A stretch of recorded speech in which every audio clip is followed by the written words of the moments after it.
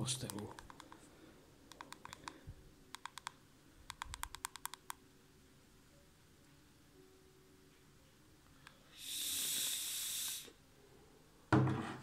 No niin, design olisi semmonen 3/5.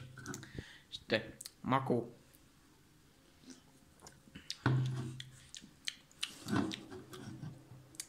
Sanottaisiko nyt semmonen 3,5/5.